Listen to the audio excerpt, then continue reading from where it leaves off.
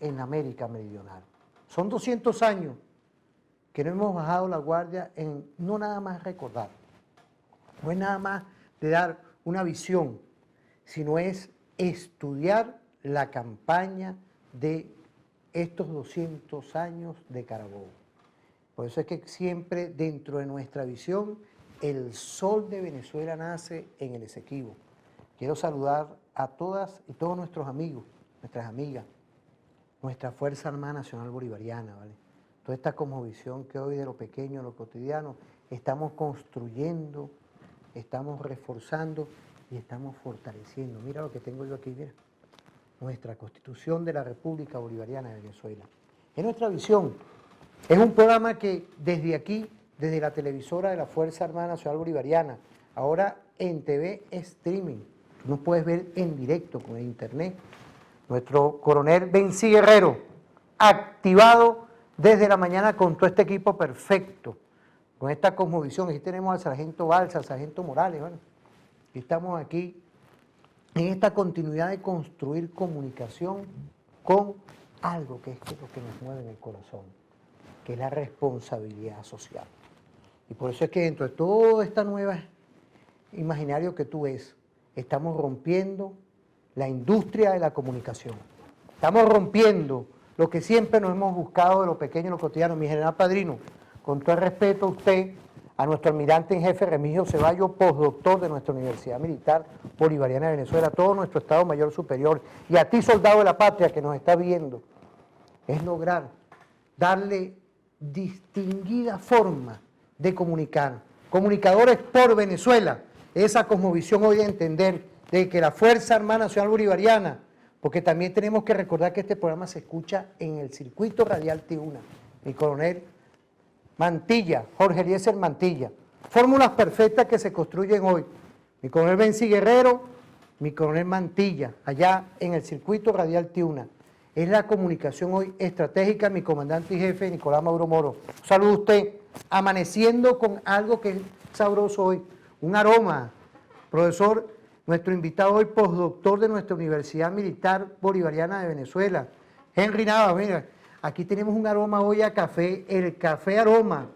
Quiero saludar de verdad a la Corporación Venezolana del Café, a nuestro coronel Alfredo Mora. Un saludo, mi coronel, a Castro Soteldo, nuestro ministro. Mire, un golpecito así para que se vea que sí hay. Es la mañana, es todos los días que hoy se abre un espacio. Abrimos un espacio hoy para lo que es TVFAN. Bueno, buenos días. Buenos días, mi profesor, tutor, todo lo que es la estrategia hoy operacional del ser militar, de la pertinencia, del saber. ¿Cómo vemos hoy a Carabobo? ¿Es igual hoy que ayer?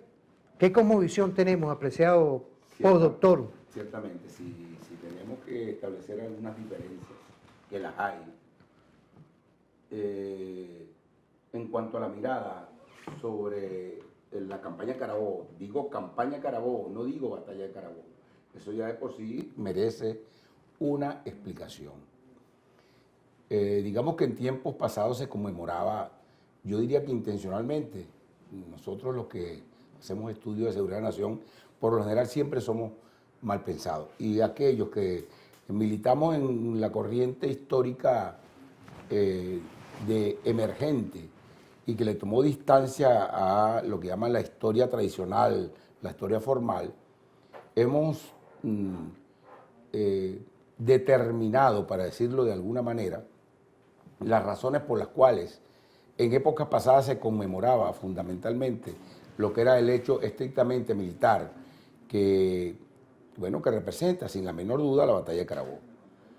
Y entendíamos que desde esa corriente histórica tradicional, había una corriente que pretendía como invisibilizar los elementos propios de lo que significa Carabobo como campaña. Digamos que ahí hay varios elementos que, bueno, trataremos de desarrollar durante extraordinario programa. Uno de ellos es el carácter geopolítico, tremendamente geopolítico, de lo que resultó la campaña, y ya lo explicaremos. El otro es el carácter sociopolítico, digamos que tiene que ver con lo que fue el discurso de Angostura del 15 de febrero de 1819 por parte del Padre Libertador. Y en tercer lugar, por supuesto, lo que es el surgimiento a partir de ese 1819, digamos, el surgimiento y la consolidación de una doctrina militar bolivariana construida a lomo de caballo a lo largo desde 1810 por lo menos hasta 1819. Estos son tres factores que pareciera ser que fueron invisibilizados en tiempos pasados y que en esta oportunidad, en Unión Cívico-Militar, debo decir, porque desde la corriente histórica emergente, en la cual militan un sinnúmero de personalidades extraordinarias, bueno, sería muy largo nombrarlas cada una de ellas, se ha venido a rescatar el carácter verdaderamente, digamos, paradigmático, para decirlo en términos académicos, de lo que representa la campaña de Carabobo.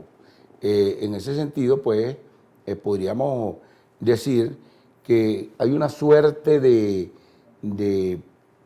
confrontación en cuanto a ambas visiones, toda vez que el rescate de esos tres elementos, el carácter geopolítico, sociopolítico, doctrinario militar, implica sin la menor duda la vigencia extraordinaria que tiene este esfuerzo emancipatorio que fue la campaña de Carabobo y que va a estar presente a los tres elementos en nuestra Constitución, en la Constitución de la República Bolivariana de Venezuela, así como en el Proyecto Nacional Simón Bolívar del año 2007. Y posteriormente, claro, en sus diferentes estrategias, digamos, elementos estratégicos nacionales como es el Plan de la Patria. O sea, no es cualquier cosa lo que estoy diciendo, porque cuando empezamos a desmenuzar la invisibilización de los elementos propios de lo que representa esa campaña, estamos tomando en cuenta la invisibilización, por ejemplo, de la mujer, que pareciera ser, de acuerdo a esa corriente conservadora, que no participó en el proceso de independencia cuando definitivamente la mujer tuvo un papel protagónico. Igualmente, lo que tiene que ver con esa suerte de combinación o mezcla definitiva de las esas etnias que poblaron y que estuvieron presentes a lo largo de 300 años en nuestro territorio, en este enorme territorio, y ojo, no estoy hablando de la Capitanía General de Venezuela, estoy hablando de Colombia la Grande, aquella que se fundó, ¿dónde? Allá en 1819, en el Congreso Constituyente de Angostura. Esa Colombia inmensa, estoy hablando inmensa en población e inmensa en territorio, estoy hablando de nada más y nada menos de lo que había sido la Capitanía, la Capitanía General de Venezuela, estoy hablando de lo que fue el virreinato de Santa Fe de Bogotá, arrebatado por nada más y nada menos por nuestro ejército patriótico después de la campaña, después de la batalla de Boyacá. Y por supuesto, lo que es Quito, lo que fue Quito y lo que hoy es Ecuador. Es decir, este enorme territorio en el cual se dieron de alguna manera, digamos, con sangre, sudor y lágrimas se mezclaron aborígenes, toda esa población y civilización que proveniente, secuestrada. No es que fue que ellos llegaron, como dicen algunos, sí, aquí llegaron las poblaciones africanas. No, ellos no llegaron, ellos se los trajeron secuestrados. Estoy hablando de miles, millones de seres humanos en condiciones infrahumanas, y los blancos aquellos que le tomaron distancia al Imperio Español. De tal manera que el fruto de esa mezcolanza es lo que permitió de alguna manera presentar por el Padre Libertador en esa obra extraordinaria que es la Carta de Jamaica, un elemento antropológico que no existía la antropología para ese entonces, que fue aquel somos, el surgimiento, decía él, de un pequeño género humano que representaba una cosmovisión de toda esa experiencia civilizatoria resultado de la mezcolanza que antes nombré. De tal manera que no es cualquier cosa el esfuerzo que viene haciendo en este año, sobre todo bicentenario, de rescatar la memoria y rescatar la manera como visionamos, no la campaña militar, no la batalla que tiene una enorme, sin duda, importancia, pero que invisibilizar el contexto y el proceso en el que se inscribe representa una verdadera lesión, para decir mutilación de lo que ha sido y es la realidad.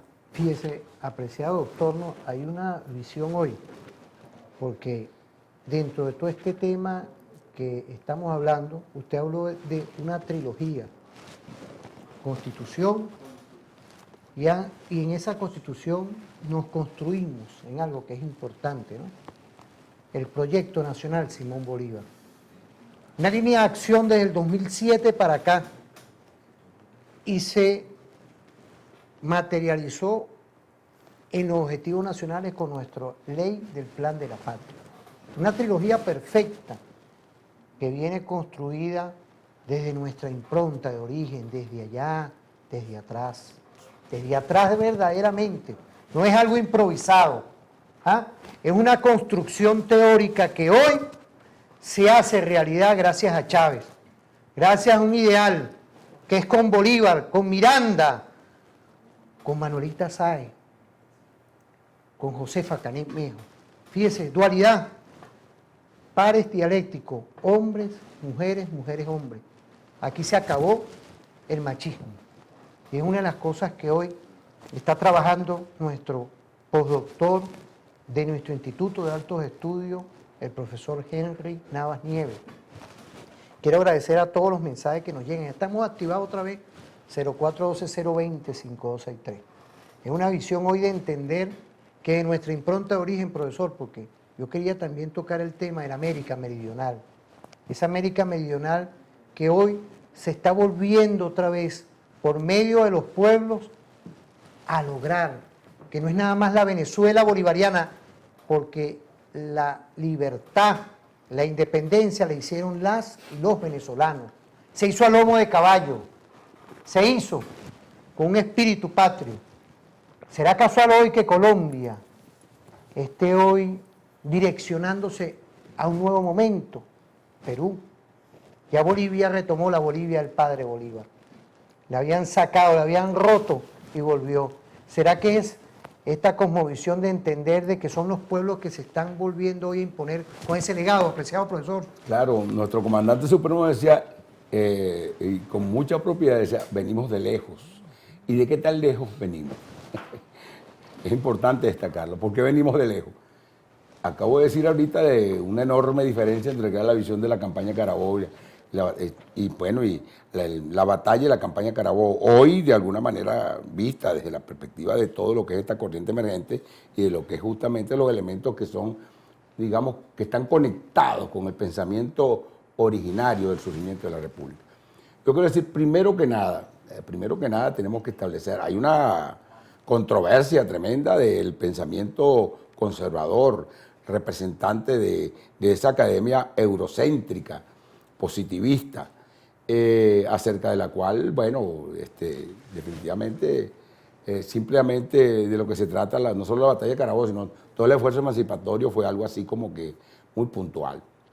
Debo decir que en toda la obra Bolívar, para no hablar de otros, porque tenemos que establecer en primer lugar que Bolívar es la síntesis, es la concreción de todos aquellos que lo antecedieron y que posteriormente le dieron, eso es el bolivarianismo, le dieron continuidad al pensamiento de aquellas ideas bolivarianas que fueron proscritas, por supuesto, por esa misma oligarquía que entregó al país a partir de 1830 y que hoy pretende justamente sus descendientes entregarlo a los nuevos imperios o al imperialismo estadounidense. La primera cosa que quiero decir es, en primer lugar, la negación por parte de un sector de la academia acerca del surgimiento de una teoría bolivariana.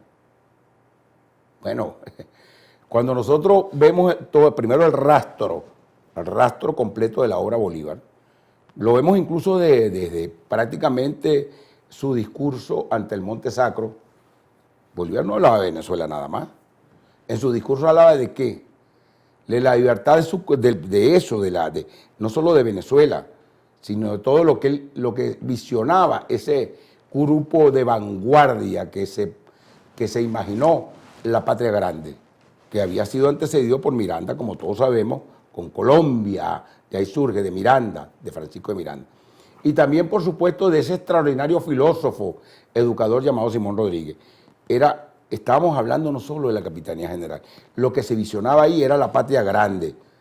En primer lugar, desde el discurso de Angostura, juro, decía Bolívar, juro aquí ante el Dios de nuestros padres, que no descansaré mi brazo, ni mucho menos para liberar ¿a quién? A Venezuela. No, era la patria grande. Luego lo confirma en el discurso de Angostura.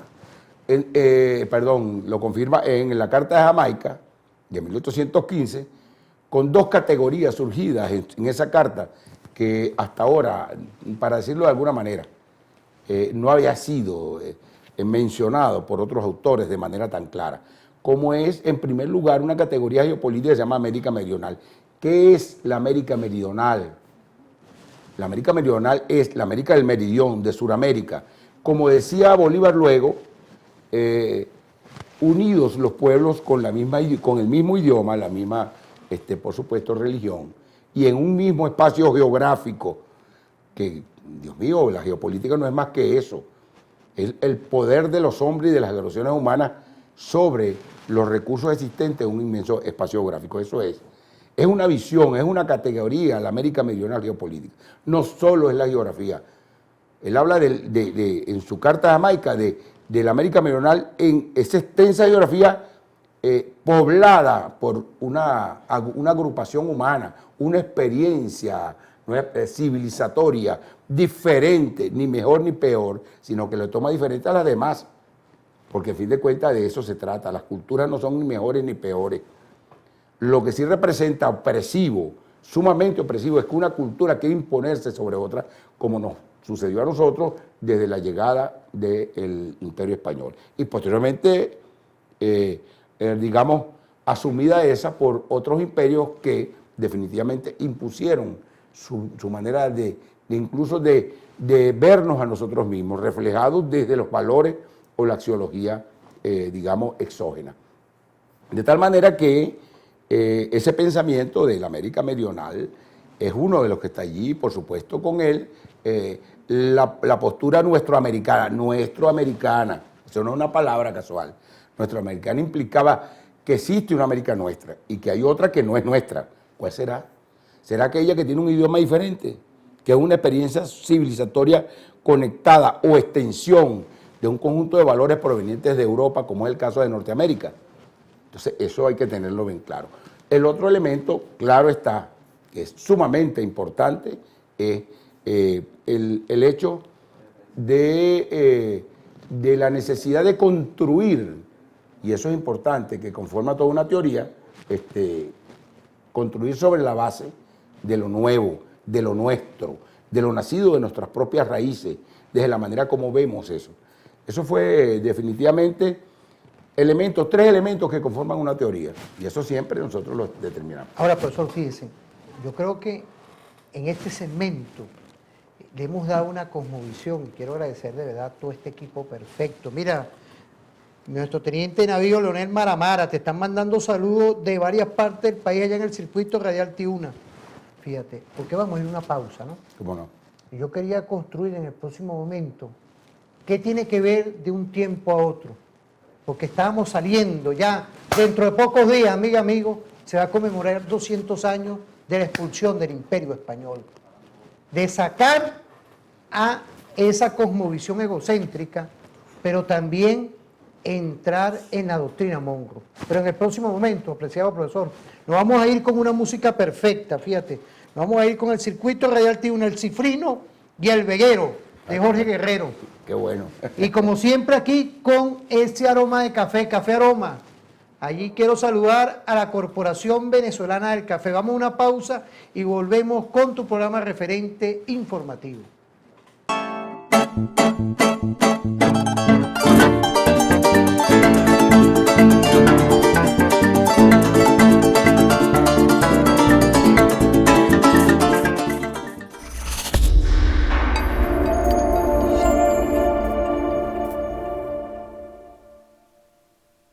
Mira, vale, mira qué chévere es Café aroma, porque fíjate, a nosotros nos gusta, mira, con todo respeto, mi doctor, ¿no? Doctor y apreciado compatriota, ¿ah? Nos gusta darle desde ahora en adelante una visión a lo nacional, ¿vale? A lo que se hace aquí y lo que está haciendo, mira, nuestra Corporación Venezolana del Café. Porque fíjate, estamos primero remarcando a Bolívar, pero también a Alfredo Mora, mi coronel, la Corporación Venezolana del Café. Estamos remarcando que sí se puede. La marca país, la marca hecho en Venezuela. Ahí está nuestro coronel Bencí Guerrero. Cualquier cosa, los contactos porque es hecho en Venezuela. Y ahí yo quería empezar con algo dentro de todo este tema y quiero agradecerle a este equipo perfecto, este equipo de la mañana, igualmente al circuito radial Tiuna, con este aroma que hay aquí que es café aroma. ¿Ah? Nada más y nada menos cuando uno ve toda esta cosmovisión de entender que en Venezuela sí se pueden, a pesar de que hay un bloqueo, y ahí voy a ese nuevo tiempo, el tiempo que empieza en 1821, después de Carabobo. Profesor, podemos decir hoy que ahí empieza a surgir otro tema con la doctrina Monroe. Emerge esa doctrina del destino manifiesto. Empieza ya ese imperio norteamericano a querer incidir en la América meridional de Bolívar, porque luego viene la materialización del Congreso de Angostura, con esa visión anfitriónica del padre Bolívar. Yo quiero agradecer todos los mensajes que nos están llegando, porque en este mes se lo estamos dedicando a Carabobo, se lo estamos dedicando a lo que hoy estamos en rebeldía, emancipados, rebeldes, y es la comunicación estratégica hoy que tiene que surgir como nuevos paradigmas, con esa nueva visión de entender que sí podemos todo, que ante una guerra mediática, que ante una manipulación de las grandes corporaciones, de meternos y encaularnos aquí, meternos aquí cosas como vestirnos, como andar, como beber, qué comemos. Así estamos hoy emancipándonos. Estamos logrando entender que sí podemos todos juntos, tú sí puedes. Tenemos hoy un enemigo global, que es el COVID. Ahí están nuestros médicos operacionalizados, ¿ah? Pero también tenemos el bloqueo. Tenemos las agresiones y las fulanas sanciones. ¿Ah? Por eso es que la Venezuela que hoy se remonta con Carabobo es hacia la victoria permanente. Profesor, es hoy entender también que está la doctrina Monroe ahí pujando y que la vamos a vencer también, apreciado profesor. Efectivamente, como lo fue en el pasado. Tomo nota pues de tus enormes y extraordinarios avances. Muchas gracias. La interpretación histórica, qué bueno, ¿no? Usted fue mi tutor, no puedo dejar. Bueno, no, pero extraordinario, me parece buenísimo. Fíjate, ahí hay varias cosas. Primero que lo que antes fue es lo que hoy es. Es decir, tenemos que registrar el pasado para poder entender el presente. En el contexto. ¿Qué era lo que pasaba? ¿Qué fue lo que surgió de ese 1819 que estaba conectado con toda esa manera, con toda esa visión? Primero, corregir algunos errores debemos hacer. Nosotros por lo general estamos hablando de que en la batalla de Carabobo o que en la campaña de Carabobo nos enfrentamos, Venezuela se enfrentó al Imperio Español. Eso no es verdad. Desde 1820, quien se enfrenta al Imperio Español no es la Capitanía General de Venezuela, ni es la República de Venezuela, es la República de Colombia, fundada a orillas del Orinoco en 1819. O sea, ¿y qué es eso de Colombia la Grande? No la Gran Colombia, sino la República de Colombia, ya reconocida por Pablo Morillo en 1820, a propósito del armisticio, ese armisticio que firmaron Pablo Morillo y Bolívar, que bueno, definitivamente fue una aspiración de una fuerza golpeada tremendamente como era las fuerzas realistas, encabezadas por Pablo Morillo, quien solicita ese armisticio y donde Bolívar prácticamente le exige que para poder firmar un armisticio tenían que reconocer internacionalmente incluso lo que era la República de Colombia. Quiero dejarlo bien sentado porque eso no es cualquier cosa lo que estoy diciendo. Estoy hablando del enorme territorio que representaba la República de Colombia. Estoy hablando de Virreinato de Santa Fe, Capitanía General de Venezuela, Quito, hoy Ecuador. Y bueno, Virreinato de Santa Fe, Colombia, la Colombia de hoy. De tal manera que a eso, efectivamente, esa nación fundada por Bolívar, enorme nación, expresión, digamos, del inicio de lo que sería en el planteamiento bolivariano la patria grande. A eso era lo que se están enfrentando.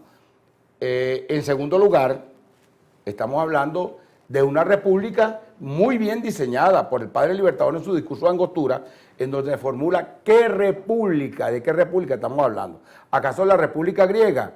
¿Acaso la república que se estaba fundando con la revolución democrático-liberal de la Ilustración? No, era otra república. Era la república que diseñó en su discurso de Angostura Simón Bolívar, tomándole distancia, aquello de nuestras leyes son copias nefastas de la Europa decadente. Entonces Bolívar, república, el concepto, la semiótica de lo que era república, igualdad, democracia. Estamos hablando de dos elementos, la igualdad, la democracia, la república, de tres elementos, de todo un conjunto de palabras dotadas de un contenido diferente europeo. Entonces, ¿qué es eso? Eso es una doctrina sociopolítica. Es el diseño, no solo para Venezuela, es el diseño para todo ese conglomerado humano y enorme espacio territorial de lo que debía ser la nueva sociedad. Eso es el elemento sociopolítico. Pero hay otro elemento más. ¿Qué fuerza militar es esa que surge de 1819? Que tiene unas características atípicas y que refieren la existencia de una doctrina militar bolivariana. Primero, una fuerza militar unificada. Ya no era aquella de la Primera y la Segunda República con aquella confrontación de caudillos republicanos. No, era una sola fuerza, en la cual, por cierto, estaban incorporados a su Estado Mayor, cosa casi impensable durante la Primera y Segunda República, personajes como Leonardo Infante. Estoy hablando de un color como el mío. Estoy hablando de Juan José Rondón, de un color como el mío, en el Estado Mayor. Estoy hablando incluso de oficiales como Pedro Camejo, que venía de ser esclavo. Era una fuerza militar donde estaba expresada todo aquello que había sido antes elementos del régimen estamental. Pero hay algo más. Lo que se va a conformar ahí no solo, y oído al tambor, es una forma, una manera de combatir, tácticas, operaciones y por supuesto nada más y nada menos que estrategias con un Estado Mayor, digamos diverso, que por supuesto se va a expresar en todo el combate, los combates que se van a dar desde allí, desde la partida de Angostura, por los llanos, en momentos en los cuales se producía aquellas temporadas de lluvia, o sea, llanos anegados, rompiendo los paradigmas Bolívar con esa doctrina, acompañados en las regiones llaneras por nada más y nada menos por las huestes incorporadas dirigidas por José Antonio Páez.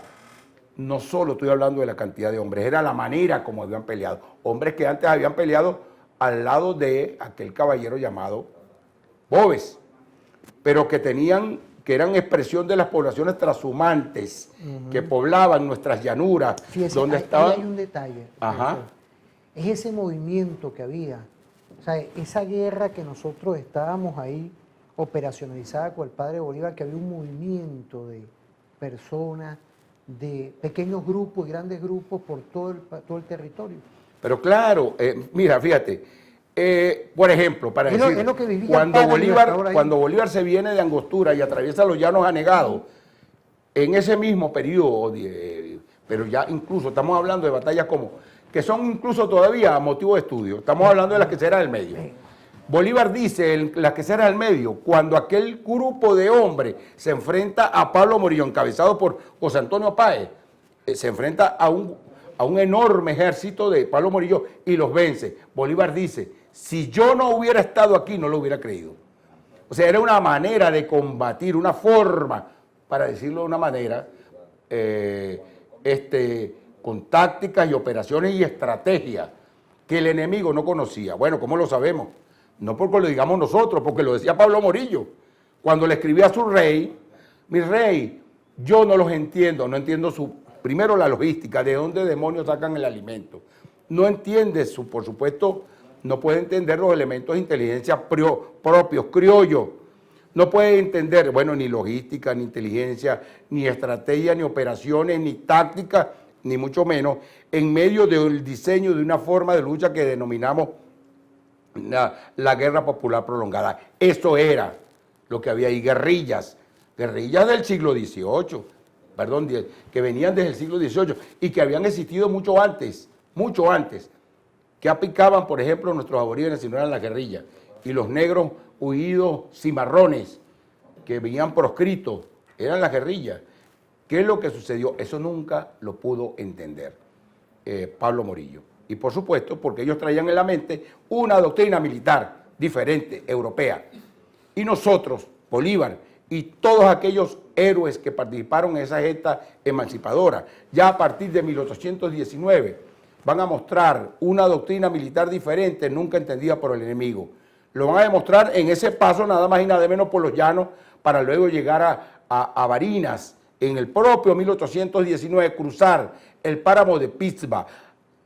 Hay que entender, comprender el enorme sacrificio de llaneros que vivían casi a 40 grados de temperatura para cruzar un páramo y luego asestar un enorme y tremendo golpe contra las huestes realistas con Pantano de Vargas, donde se luce Juan José Rondón, y posteriormente nada más y nada menos que la batalla de Boyacá, que libera y le arrebata al Imperio Español la capitanía, perdón, el virreinato de Santa Fe de Bogotá. De eso estoy hablando, y que ya para ese entonces, a finales de 1819, le había virlado, le había aniquilado, neutralizado de los 20.000 hombres que tenían realistas, por lo menos 10.000. Eso es bueno que lo tengamos en cuenta. Entonces, a eso, fíjense que estamos hablando ahí a partir del principio 28 de abril de 1821, es cuando esa fuerza militar patriótica entusiasmada, moralizada y por supuesto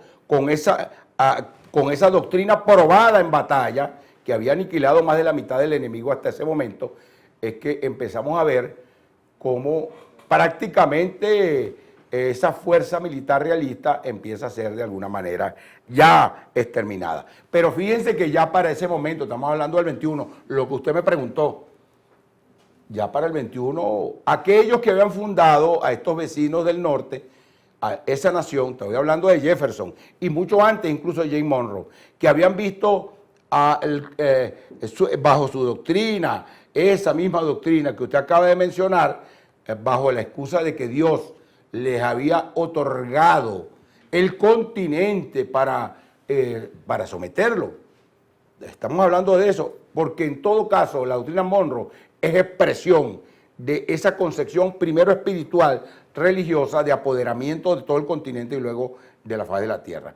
A eso fue lo que ellos se enfrentaron. Ese fue el temor que obligó a Monroe en su discurso ya de 1823 ante el Congreso de los Estados Unidos a hablar de su doctrina, que más que de él era de John Quincy Adams y de Thomas Jefferson. Eso es bueno que lo tengamos en cuenta. A eso es lo que empieza a enfrentar nada más y nada menos todo ese movimiento emancipador y patriótico, no solo, repito, quiero repetirlo de Venezuela, sino de prácticamente de la América Meridional. Fíjate, por eso es que yo quería, al menos ahorita, ir con los tiempos, con los hitos históricos, como usted siempre lleva, porque usted es coordinador de la maestría de Historia Militar de nuestra Universidad Militar, de nuestro Instituto de Altos Estudios de la Seguridad de la Nación, porque yo quería ir a una pausa, con el respeto suyo y con este café, mira, sabroso, ¿vale? Hay otro, no, es que ahorita estamos pegados con este café, ¿vale?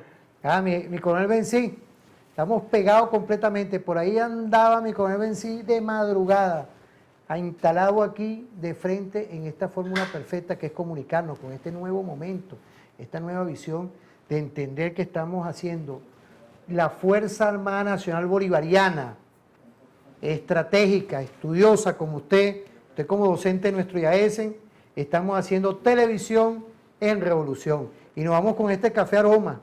Quiero mandarle un saludo a nuestro coronel Osvaldo Coronado Bianchi, que está también en esa corporación venezolana del café. Un saludo, mi coronel, si me está viendo por ahí. Pero también a nuestro coronel Alfredo Mora. Vamos a seguir activados en el circuito radial Tiuna y en la televisora de la Fuerza Armada Nacional Bolivariana. Vamos a una pausa y volvemos con tu programa referente informativo.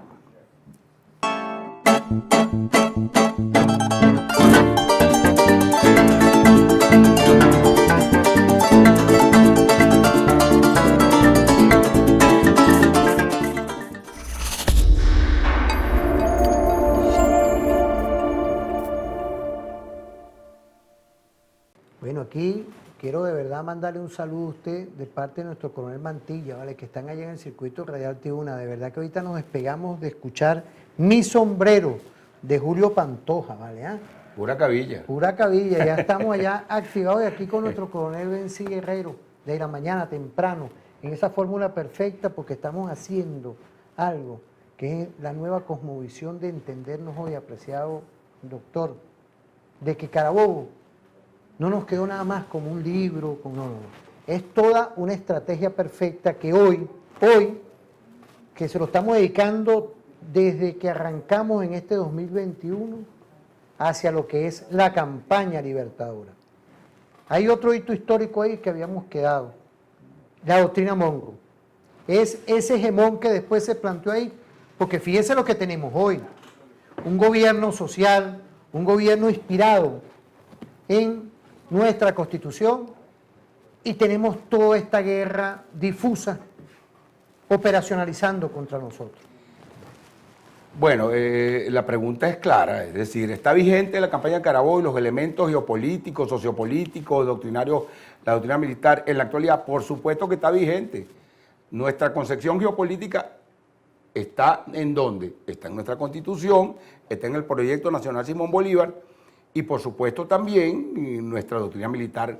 El pensamiento militar bolivariano está en la Fuerza Armada, claro, en su concepto estratégico militar, en su estructura, en todo lo que tiene que ver con lo que es incluso nuestra forma de lucha, como todos lo sabemos, que no es más y nada menos que la Guerra Popular Prolongada. De tal manera que están presentes, sí, pero no solo están presentes aquí, debo decirlo, sino que esa misma, digamos, retoma de lo que fueron los elementos originarios de nuestras repúblicas, separadas intencionalmente por el imperialismo, cuando nuestro padre libertador propuso el Congreso Anfictiónico de Panamá, que bombardeó, el monroísmo bombardeó esa unificación, esa postura de la creación de la Liga de Repúblicas Hispanoamericanas, de la América Meridional, a través de no solo de sus plenipotenciarios, hablo de aquellos enviados por John Quincy Adams, que acordaron con las oligarquías de nuestra república para hacer estallar, digamos, esa propuesta extraordinaria que habría de enfrentar las apetencias y por supuesto las aspiraciones de ese vecino imperialismo, para ese entonces potencia y luego imperialismo estadounidense, desde su doctrina monroísta. ¿Qué es lo que sucedió? Nosotros lo retomamos.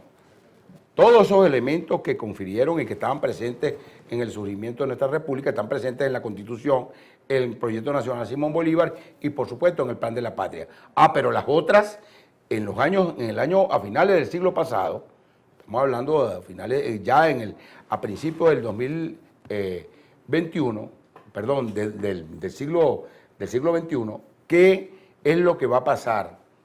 Esa forma de el surgimiento de ese nuevo paradigma conectado con el pasado fue asumido por diferentes repúblicas. ¿De quién estoy hablando? Bueno, ya ustedes saben, no solo en Sudamérica, sino en propio Centroamérica. Estoy hablando de Honduras, Nicaragua, bolivarianos, sí señor, El Salvador, bolivarianos en Centroamérica. Y en el sur todos sabemos, desde Paraguay para arriba, estoy hablando de Brasil con Lula, de Kirchner en Argentina.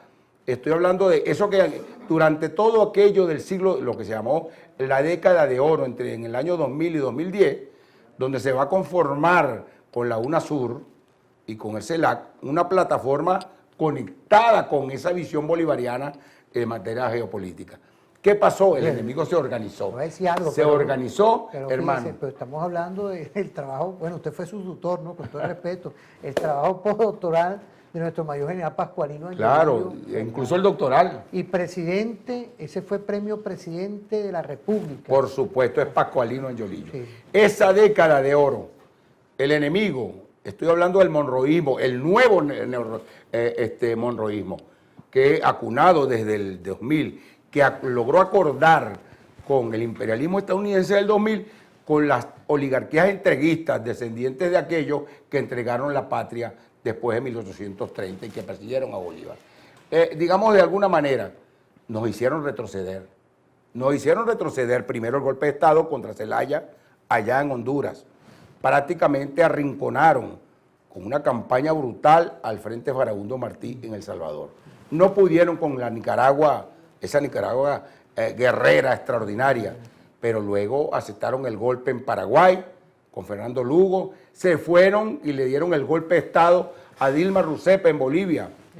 En Brasil. Luego le dieron el golpe de Estado, prácticamente acosaron al kirchnerismo en Argentina y ahí siguieron, para ustedes contar, contra Correa en Ecuador y por supuesto el golpe de Estado contra Bolivia.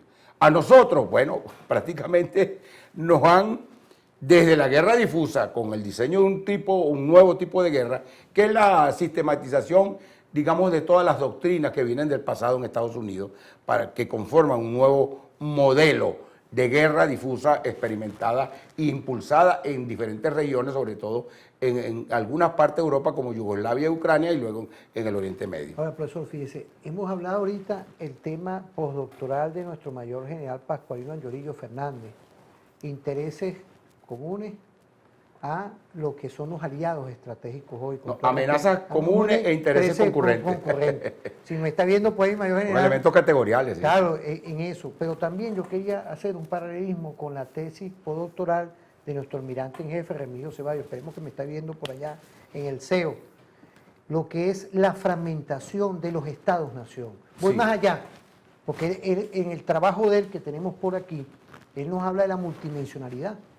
Es hoy una materialización en todos esos estados que usted habló, el trabajo doctoral, y quiero llegar a ese punto. Sí, lo que pasa es que el modelo de guerra del monroísmo no es como el del siglo XIX, que pretendía, que en el siglo XIX colocaba a estos, digamos, apátridas de la oligarquía en los gobiernos para que defendieran los intereses en el apoderamiento de los recursos naturales de cada uno de los países de la América Meridional. No, en la actualidad no. ¿Y eso lo demuestra quién? Bueno, justamente nuestro almirante Remigio Ceballos Ichazo, porque en el caso, en la evolución del modelo de guerra estadounidense del siglo XXI, establece nuestro almirante que el objetivo fundamental ya no es la colocación de gobiernos proclives a los intereses estadounidenses, sino es la fragmentación de los estados, como es el caso de Venezuela, donde visiblemente se ha tratado de aplicar la operación Tenaza para tratar con el concurso, hay que decirlo, de estos apátridas, que si estuviéramos en el siglo XIX ya estuvieran fusilados,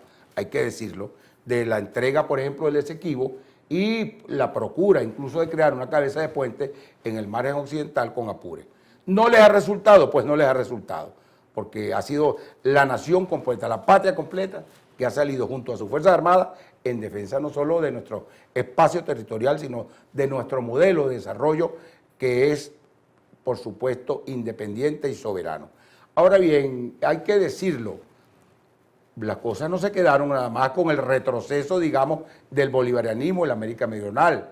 Después del 2010, por supuesto que lograron detonar a todo vestigio, como lo hicieron por allá por los 1830, del pensamiento bolivariano, colocando o impulsando los gobiernos estos, por supuesto, neoliberales, que definitivamente han cerrado pies juntillas con el imperialismo en todos sus intereses, de manera abyecta, debo decirlo. Estoy hablando de quiénes, del gobierno Macri en Argentina, por supuesto del innombrable Jair Bolsonaro. Estoy hablando de todo lo que confiere a la clase política de derecha, incluso de aquellos que se han de llamar de izquierda en Perú. Y vemos en Colombia cómo se dan cómo ese gobierno, si es que se puede llamar así, de Iván Duque, para no decir de Uribe, en Colombia. Lo que quiero decir es que hay una retoma, porque el problema en realidad de lo que se trata es de los pueblos, que quieren decir que Nicolás Maduro, ahora dicen que son los rusos, quienes han tratado de infiltrar estos gobiernos para poder reclamar para sí la prosperidad a través de los recursos naturales. Bueno, ¿y qué estamos viendo? Pues estamos viendo lo que pasó, por supuesto, con Macri. Macri en Argentina tuvo que salir corriendo prácticamente, porque le cayó encima completamente en su entreguismo absoluto, dejó ese país endeudado y el pueblo. Eso no fue un proceso electoral, ahí fue una aclamación que hubo del kirchnerismo. Lo mismo ha pasado en otros lugares. Hoy se debate, ¿de qué estoy hablando? ¿Acaso no lo podemos ignorar?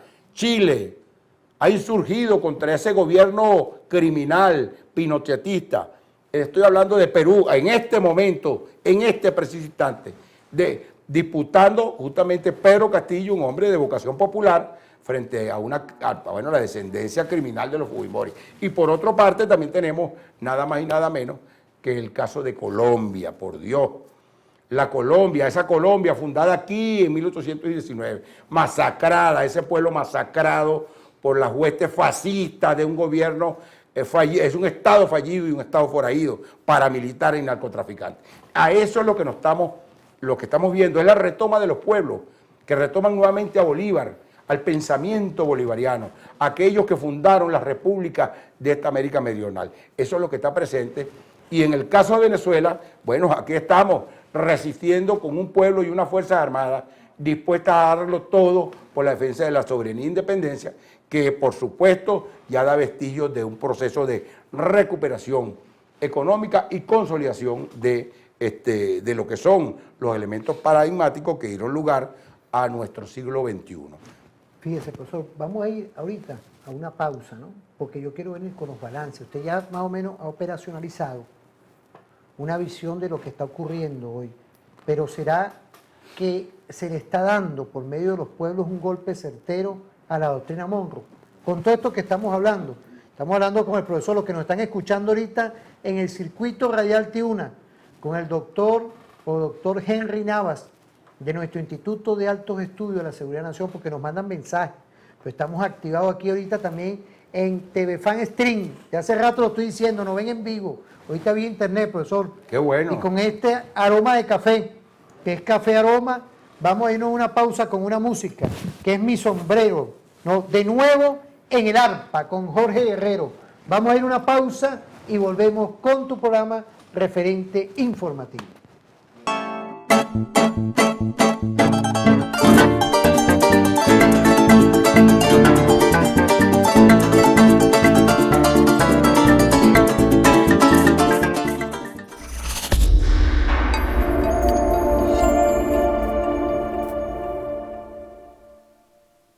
Bueno, fíjate, ¿a quién le quita lo bailado? Mi almirante en jefe Remigio Ceballos, mira, aquí estamos, por aquí. Lo que es la Venezuela potencia, paz y seguridad multidimensional. Y por supuesto lo que usted hizo, un equipo de docentes, investigadores, y quiero pedirle permiso a mi general y jefe Vladimir Peña López, porque él es el tutor de todo esto, que es nuestra guerra difusa, nuestra doctrina, cumpliendo instrucciones de usted, mi general y jefe, que dio esa visión, y se la dio a toda la Fuerza Armada. Y desde aquí, Fuerza Armada Nacional Bolivariana, desde aquí de Telefano hemos bajado de nuestro programa Referente Informativo. Aquí tenemos hoy también a nuestro coronel Medina Zambrano, ¿vale? Que ya se me había olvidado, que no había visto, siempre le mando saludos. Ahí está nuestro coronel Bencí Guerrero, presidente y vicepresidente de TVFAN. Pero en esa visión, aquí tenemos también lo que es la guerra difusa, un trabajo que está en nuestras dimensiones. Porque yo quería concluir con algo, profesor y apreciado investigador, ¿no? Usted lleva todos estos temas siempre con un equipo docente. Quiero saludar a Víctor Córdoba, profesor, que tiene que también venirse para acá. Víctor, deja de estar agarrando por allá, quedándote en tu casa. Véngase para acá porque hoy tenemos que seguir materializando lo que quedamos aquí. Aquí que está, y hay una instrucción de nuestro ministro del Poder Popular para la Defensa. Un saludo a nuestro piso 5, a nuestro mayor general Labrador, a todo ese equipo perfecto de nuestro Ministerio de la Defensa, igualmente de nuestro Comando Estratégico Operacional. Esa visión de hoy ver cómo México está ratificando su proceso liberador. Perú está en combate, la Colombia, como usted lo dijo, la Colombia está en combate. ¿Pero combate para qué, profesor? Esa visión contra Monroe, contra las oligarquías. ¿Ah? Mira, no es fácil, hay que decirlo.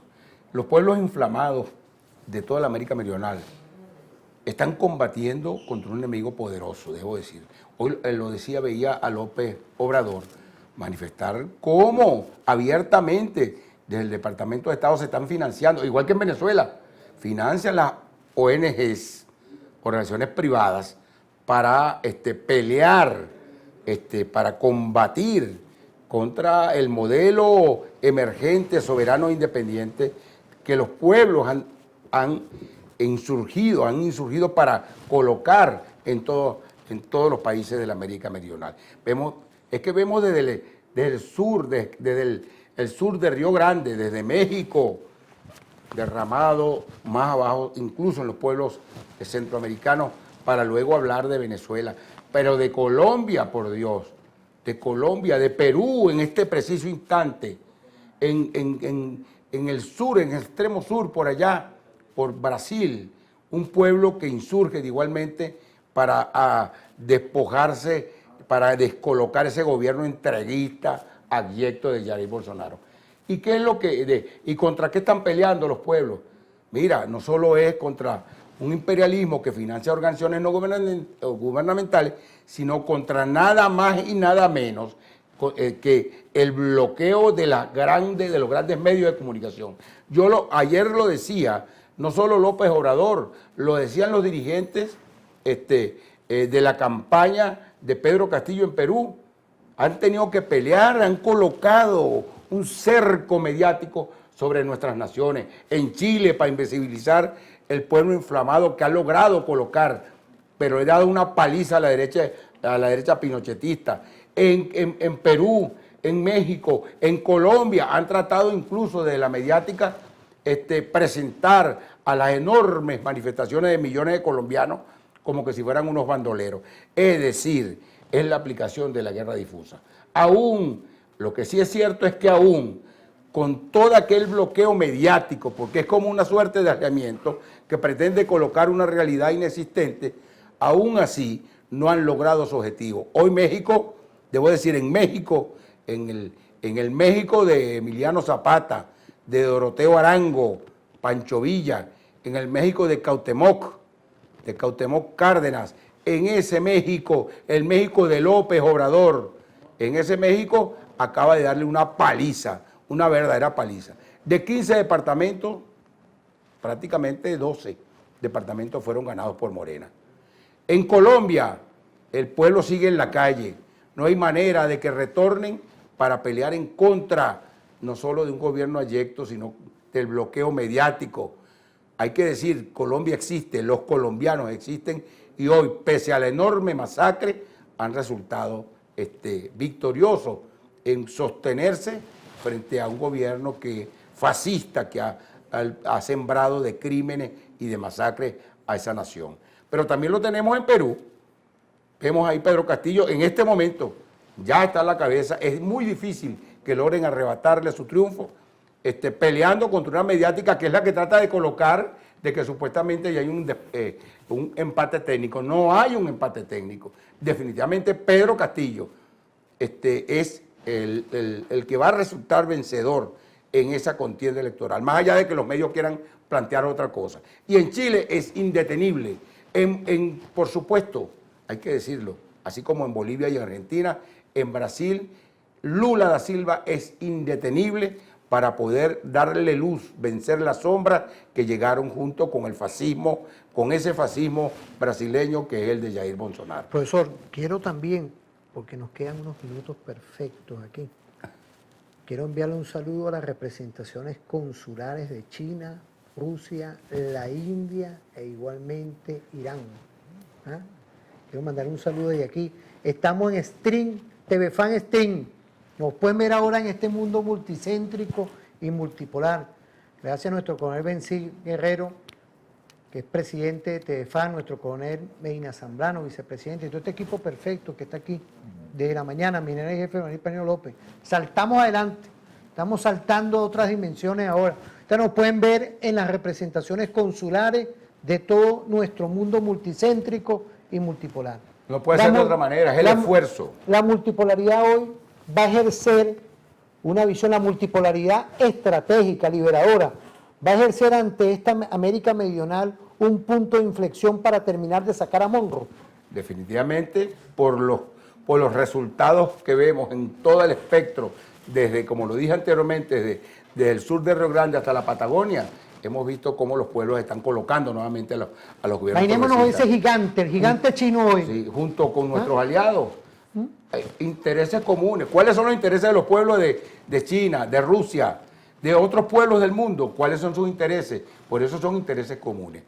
Nada menos de incitar, de proponer el progreso a través de la complementariedad y no de la amenaza. Esos son los intereses comunes,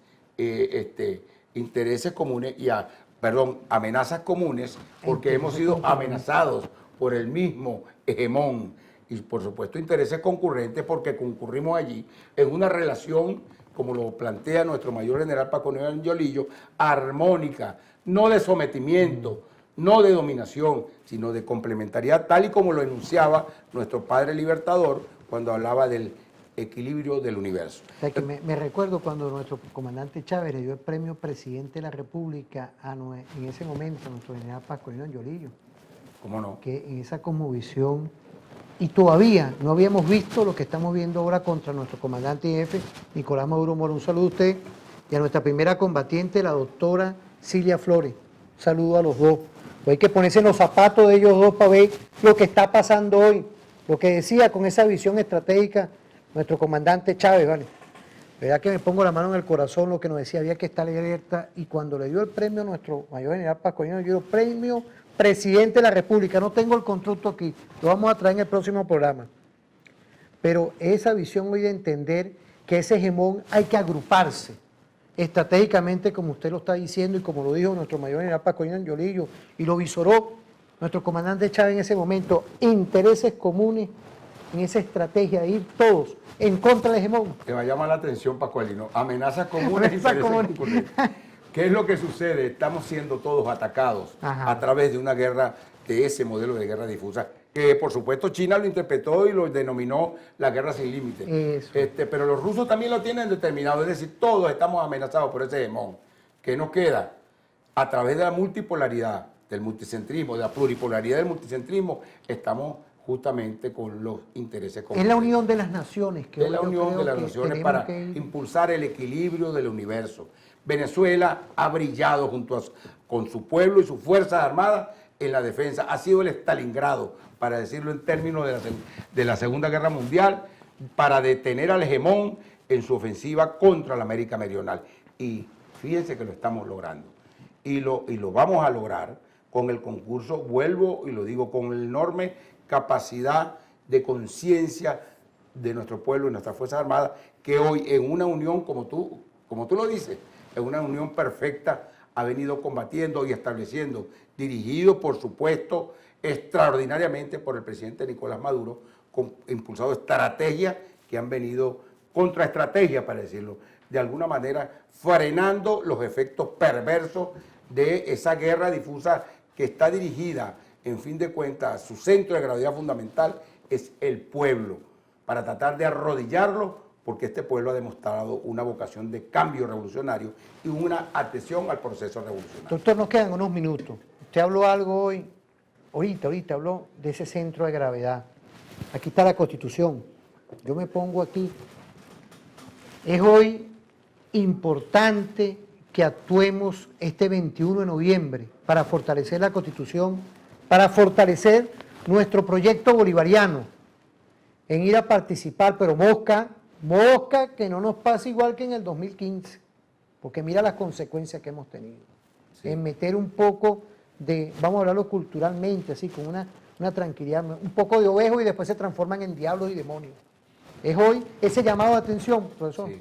Yo creo que hemos aprendido la lección. ¿Usted cree? Pero de lado y lado. Hemos aprendido la lección desde digamos, el partido, o mejor dicho, para no hablar del partido, de lo que ha sido todo el proceso revolucionario, y también hemos aprendido una lección desde el pueblo.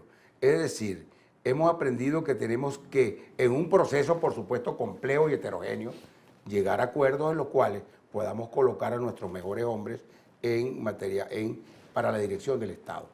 Nosotros el 21 de noviembre, estoy convencido que así como lo hemos hecho en estas últimas cuantas, por Dios, cuántas elecciones son, 22, el pueblo venezolano demostrará su vocación de cambio, para darle una cachetada, no solo al imperialismo, sino a sus lacayos, estoy hablando no solo en el aspecto suramericano, sino también sus aliados europeos y por supuesto a la oligarquía apátrida que se ha colocado de manera rastrera, obedeciendo los intereses del imperialismo estadounidense. Sí, profesor, fíjese, porque yo quería resmantizar ese tema de las elecciones, porque ese no es nuestro mecanismo. Esa es nuestra arma, una arma de paz, una arma de amor, como hace nuestro comandante en jefe Nicolás Maduro Moro con el diálogo.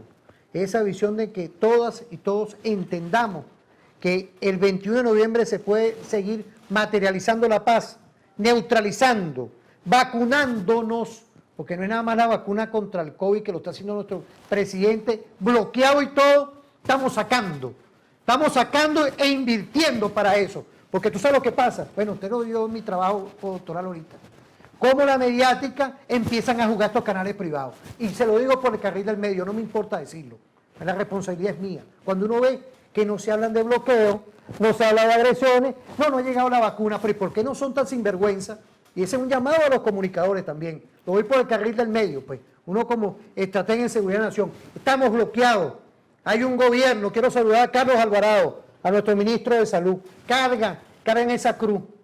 Pero en toda esa conmovisión el arma nuestra es el voto, profesor. Pero claro, por supuesto. Por eso hay que resmantizar. Yo lo voy a decir en términos coloquiales, hay que ser muy miserable para no aplaudir el enorme esfuerzo que ha hecho nuestro gobierno revolucionario por emprender la campaña de vacunación con ese equipo maravilloso de médicos, enfermeras, todo ese equipo de salud.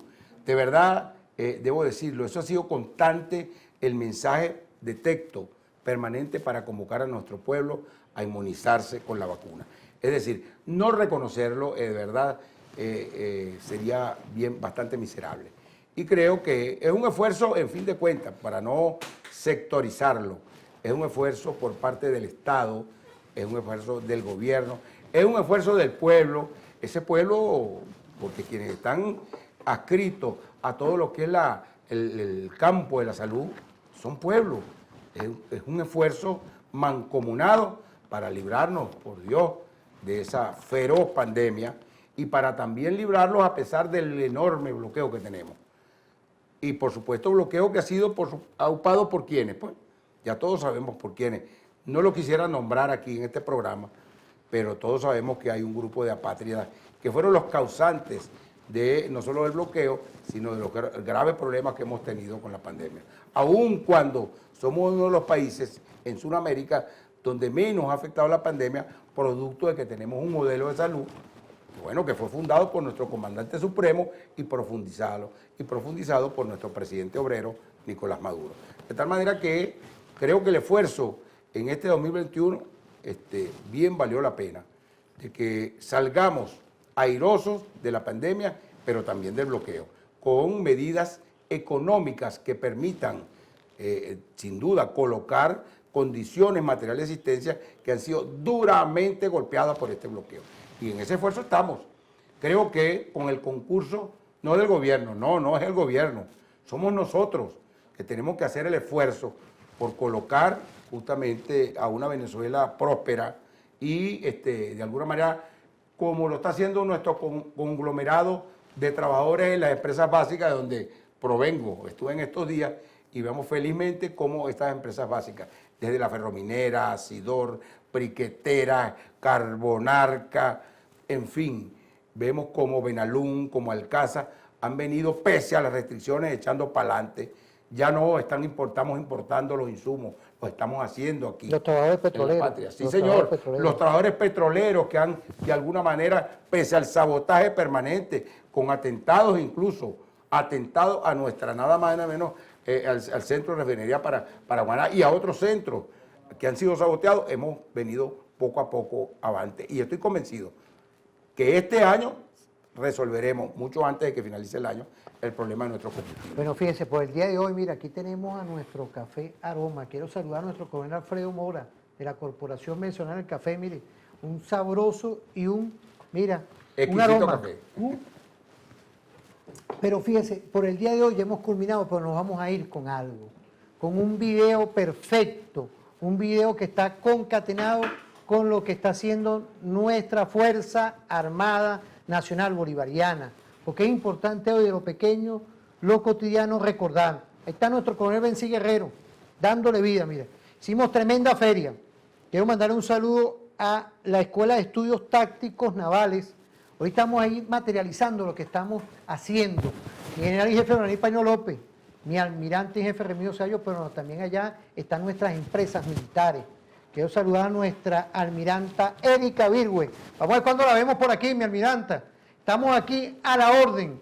Esto es parte de lo que es la estrategia de nuestra Fuerza Armada Nacional Bolivariana para comunicar. Y bueno, por el día de hoy quiero agradecerle a usted, profesor, mi tutor, con todo el cariño que siempre le tengo a usted, porque no es nada más de pascualino, igualmente nuestro almirante, sino con mucha humildad de mi persona. Quiero agradecerle en público que ahorita estamos terminando otro constructo que se ve aquí, que se dispara aquí, que se lleva aquí en tu televisora de la Fuerza Armada Nacional Bolivariana. Nos vamos como Mi Luna y Tu Sol, de Carlos Guevara, por el circuito radial Tiuna.